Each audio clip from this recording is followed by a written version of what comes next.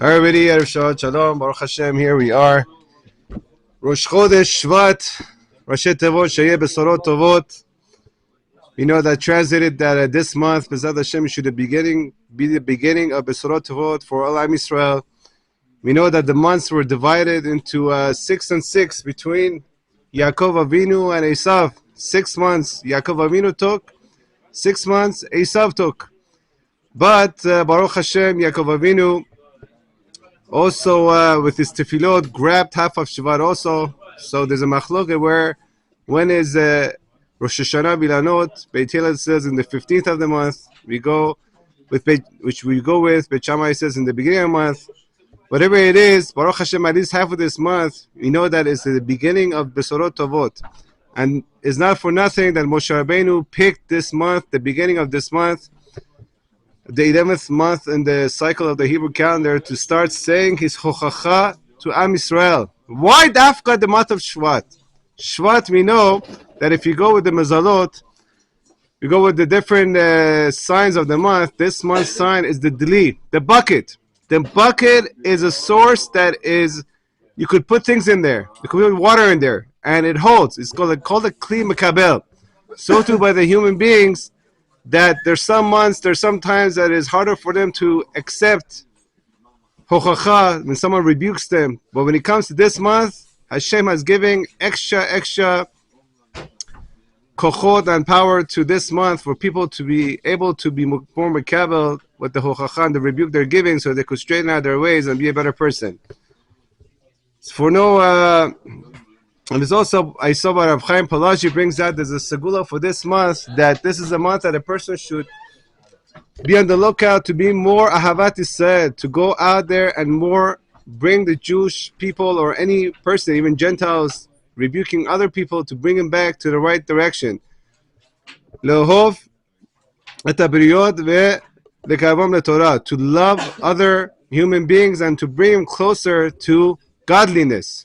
And this month has more power to do it more than any other months. And like we said, that's why Moshe Rabbeinu started giving the hochacha, the rebuke, this month. With that, we'll go into this week's Parashah. And the Noseh that we want to talk about, the theme is Hakarat HaTov, to show gratitude and not to be an ingrate. What does that have to do with this Sidra of the Parashayot that we're having, starting with Shemot, this week's Parashah, Vaera, next week? Let's start with something beautiful in this week's Parashah, that Aharon HaKohen is the one who actually hits the Nile River when it comes to beginning the cycle of the 10 Makot, the 10 plagues in Egypt. But why not Moshe Rabbeinu? He's the Shaliach, he's the messenger. Let him do it.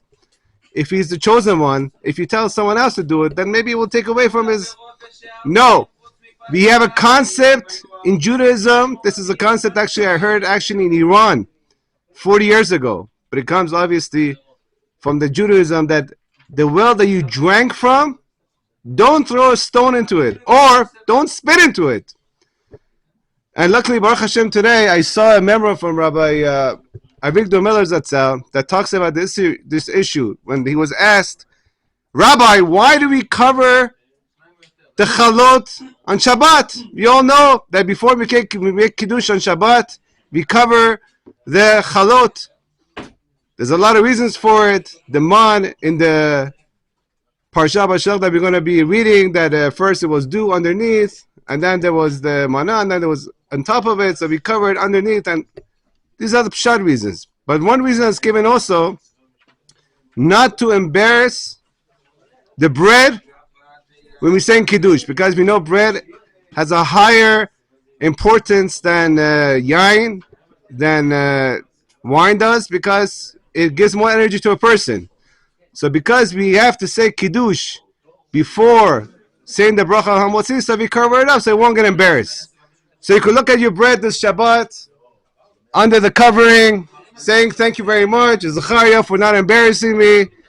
Thank you very much. If that's what you're thinking, and that's what the bread, if the bread is talking to you, then maybe you should see a doctor. Because the real reason that we're trying to teach this lesson, that the Chazal is teaching us this lesson, Obviously, bread doesn't feel anything. Whether you cover it or not cover it, it's irrelevant. It doesn't feel anything. It's not alive. But you know who's alive? The person who's sitting next to you on the table. And Chazal, our sages, are telling us, if you do not have respect for the bread, you'll come to disrespect a human being. You'll come to disrespect your brother and sister sitting on the table, talking to him like, he's a nobody. And then when you disrespect a human being, eventually, chas v'shalom, a person could come and disrespect the Torah of the living God. Nah, it's not for today. Pigs were not saying, there was no, it wasn't, they didn't have the right format to, clean it up. But today it's okay. That's not what the Torah meant. No. So first, the sages come and tell us, let's talk about inanimate objects. Even when it comes to bread, don't embarrass it. The well that you drank from, don't spit in it. Why? Because someone else is going to come and drink from it? They're going to get disgusted? No, because you have to have a karat tov. If you have a karat tov to an inanimate object, you'll have a karat tov to the human beings around you. And of course, the ultimate, you're going to come and have hakarat tov and have gratitude for the one and only that created all of us. Another example that's given in Cholvot HaLevavot, and also Rabbi Avigdor Miller brings us down, that a chassid, a pious person, is walking with a student. They see a carcass on the ground. Smells. It doesn't look good. So the instinctive way to react to it is, disgusting. That's what the student said to the teacher. Stinks. So said the chassid to him, look how beautiful white teeth he has. The teeth are so white and beautiful. Now, again, same idea. Is the dog, this carcass of the dog going to come back to life and start barking at you for calling it a stinky animal? No! It's dead. It has no feelings. But the chassid was teaching him that if you talk bad about inanimate objects, you're going to come talk about human beings, and eventually you're going to talk about the midot of HaKadosh Baruch Hu. You're going to come and say, I know better than chas v'shalom, than the person that created me, the being that created me. And we don't want to get there, chas v'shalom. And with that, we're going to go into this whole subject of paro. This concept of having hakarat tov and not having kafuyah tovah. We actually talked about this subject a few weeks ago with Yosef HaSadik, how he had gratitude for the Kohanim, for the priests that saved his life. Of course, they did it for their own reasons, but he didn't take away their lands because of that.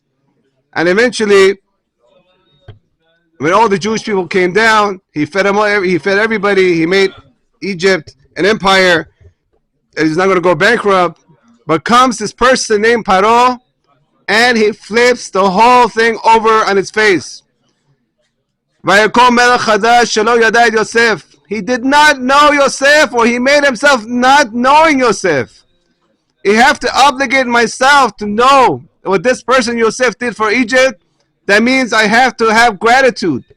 I don't want that because I'm a selfish person. I don't want anybody above me. And that was the whole point of Paro and Egypt. Because they were so much into their riches and into having their good time, they forgot about who's giving them all this good and riches. And that was HaKadosh Baruch Hu. And eventually at the end of the Parashah, that is exactly what Paro said. In the beginning he said, Me Yosef, who's Yosef? And then he says, Me Hashem! I don't know God! In fact, I am God! I made myself! And everybody has to bow down to me. That's what a human being could get to. If he throws a stone into the well he drank from, if he doesn't cover the bread on Shabbat because it's going to embarrass, if he makes fun of that carcass on the street, he's going to come and talk about human beings that did good for him. Yosef, who are you? What do you mean, who are you? I said the whole nation. How could you turn your back on me? Because let's face it, on a logical level, Paro had 100% the right to be worried. The Jewish people were spreading 6 at a time. There's a midrash that says that it was actually a 2-to-1 ratio. 2-to-1 ratio for every 2 Jews, there was 1 Egyptian. So any logical king or president who cares about his country comes and says, hello, we're going to lose Egypt. We're going to lose Egyptians. We love everybody, but listen, you can't let the minority become the majority. Unlike today, where the small democracy is letting the small population to take over the majority. Equal rights, whatever it is. So Paro, on a logical level, he was very smart. And you have to give it to him that he did the right decision. You can't hold him responsible for what he did. Any logical king would do that, except for one thing. Ingrate! Kafur Tava! Okay, the Jews are spreading. But don't forget that your whole existence, the reason that you're breathing on this earth and your Egyptian nation is because of a person named Yosef. You can't turn your back on him. But that's what he did. He turned his back on him. And when he turned his back on him, it wasn't just turning his back on Yosef. When he put the Jews into slavery, it started like that. But eventually, he took 150 kids every morning and slaughtered them, and 150 at night, and swam in the blood. Nazi. He became a Nazi and came to inhuman ways that we saw in October 7th what Hamas could do. When a person does not have gratitude to Hashem, to others that help him out, he could become the people that we saw on October 7th. On the other hand, we have a person named Moshe. Moshe Rabbeinu. This guy, this person, this holy individual, it's all about Hakarat HaTov. Gratitude. Gratitude. Hashem says that the Nile River has to be hit. Moshe says, I can't hit it. It's a command from Hashem. I can't do it. And Hashem agreed with him. Of course you can't do it, Moshe. I'm proud of you. Because you don't throw a stone into a well that you drank from. The Nile River did not drown you when your mother put you there when you were 3 months old. And more than that, who saved you from all the alligators? The Aronosha Yosef was deep inside the Nile River. The Midrash says for 7 days. For 7 days, Moshe Rabbeinu was saved from alligators in the Nile because of the bones of Yosef that was deep inside the Nile. After that, when Moshe Rabbeinu kills the Egyptian, he puts him in the sand. Okay, it's time to hit the sand in order to bring one of the plagues of Kinim. I'm not going to do it. Why not? I can't hit the sand because he took away the body that I had to kill in order to save other people.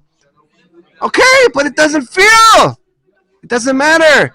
If I don't feel for the sand, I'm going to come and become an ingrate to my father and my mother and to my friends and eventually, chas v'shalom, to HaKadosh Baruch Hu. Next, and that's the reason we see in the few weeks Parashah, when everybody else is busy taking all the Jews of Egypt by Hashem's command out of Egypt, there's only one person that's looking for Joseph, where are you? It's going all around Egypt. He doesn't have ways. He doesn't know how to find him. Therefore, he made rushing where he had to go to the city of dead, where they used to put all the aristocracy. He had to go and say the name of Yosef until Arono Yosef was shaking until he found out which Aron it is. Or to another midrash, he had to go and find Sarach Batasher in order to find Yosef's bones. Why? What do you care? Let Yosef's grandchildren go and find him. Ephraim, Menashe. No. Avakarot Atov. I have gratitude for Yosef's bones that saved my life for 7 days. I have gratitude for the Nile River that did not drown me. I have gratitude for the sand that took away the Russia's body. Therefore, I cannot turn my back and become an ingrate. And that's why Moshe Rabbeinu, he becomes the leader of the Jewish people. because of his gratitude to HaKadosh Baruch Hu. The person who cannot be an ingrate, at the end of the day, he becomes the biggest person in Jewish history. Where HaKadosh Baruch Hu talks to him peh lepeh. Hashem says to him, because you have so much gratitude for inanimate objects, to your fellow Jews, when you go and put your shoulder under the burden, you are a prince. What are you doing going out of the palace? No, I want to feel them. I want to feel my brothers. I have gratitude to them. This is my family. How can I turn my back on it and drink a pina colada in the palace? But now River, I can't do that. Or the other midrash where he runs after the little sheep and puts him on his katef, on his shoulders, and comes back. Hashem says, this is the person who has gratitude for everything. He's the one that I'm going to talk to face, and he's the one that I'm going to give my Torah to. Goes from a person who's brought up in the palace of the biggest Rasha on earth to talking to none other than HaKadosh Baruch Hu, which is the biggest prestige of all. That's what we learn from Moshe Rabbeinu. So we have a choice over here. We could either become ingrates and laugh at the carcass of the dog, throw a stone into the well we drank, uncover the bread when we say Kiddush, and start making fun of our brothers and sisters on the table, saying jokes, ha ha ha ha ha, talk about this, talk about that, and finally you're talking about the sages, the rabbis, and finally, like it says in Tehillim, Mi Adon Lanu, they're talking about none other than God's way of running the world. Or we could be like Moshe Rabbeinu, having a Hakarat for everything, starting from the inanimate to a running away sheep and putting the burden on ourselves, to putting our shoulders under our brother's burden, to feel what they're feeling, our brothers and sisters. Hashem says, if that's the person that you're going to be, that's the person that I want. I'm going to call you my friend. I'm going to talk to you like a friend talks to a friend. I'm going to talk to you panim lepanim. And all of us could get to that level in our own way. But first we have to start practicing what Moshe Rabbeinu did. To practice from the inanimate object, to get to animate objects, to our human beings, fellow brothers and sisters, parents, and of course, HaKadosh Baruch Hu. We should all have a great Shabbat and practice these deeds. And we should be Zocher to Moshiach Tzidkenu b'chesed rachamim b'mirav beinu. Amen.